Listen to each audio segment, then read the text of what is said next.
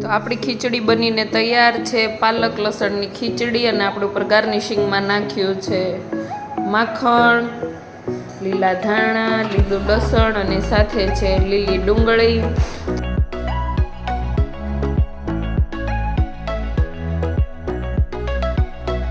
હવે આપણે એમાં નાખવાના છે બધા ખડા મસાલા, જેમાં તમાલપત્ર, સૂકા મરચાં, તજ લવિંગ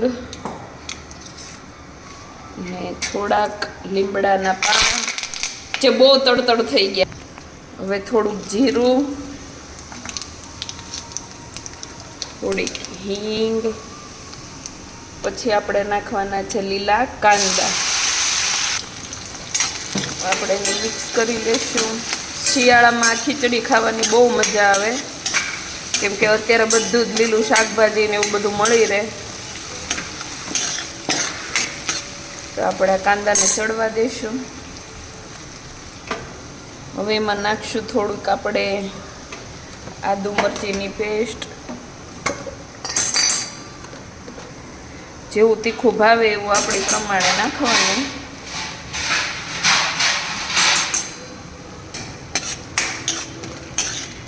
અને આપણે સૂકું લસણ આમાં જ નાખી દીધું છે ગ્રેવીમાં, અને લીલું લસણ આપણે થોડુંક અંદર નાખશું અને થોડુંક ઉપરથી નાખશું.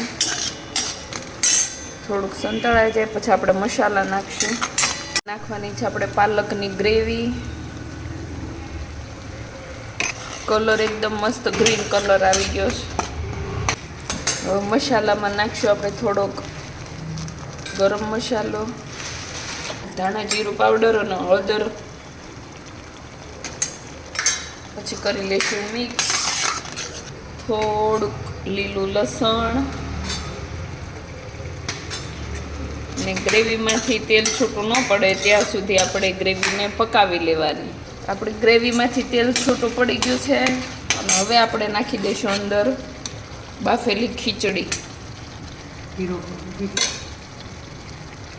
તો આપણી ખીચડીને આપણે સરસ રીતના મિક્સ કરી લઈશું. આપણે ખીચડીનો કલર પણ સરસ આવી ગયો છે, એકદમ લઝીઝ. આની ઉપરથી આપણે લાલ મરચાંનો તડકો કરવા માટે તેલ મૂકી દીધું છે. તેલ આવી ગયું છે, એટલે હવે આપણે એમાં નાખશું લસણ, થોડીક હિંગ. હવે નાખશું લાલ મરચું. હવે આપણે ખીચડીમાં ઉપરથી તડકો નાખીશું. થોડાક ધાણા ઉપર ગાર્નિશ કરશું. થોડુંક લીલું લસણ. તો આપણી ખીચડી બનીને તૈયાર છે, પાલક લસણની ખીચડી. અને આપણે ઉપર ગાર્નિશિંગમાં નાખ્યું છે માખણ, લીલા ધાણા, લીલું લસણ અને સાથે છે લીલી ડુંગળી. તો તમને આ અમારી રેસીપી કેવી લાગી એ કમેન્ટ કરીને જરૂરથી કહેજો.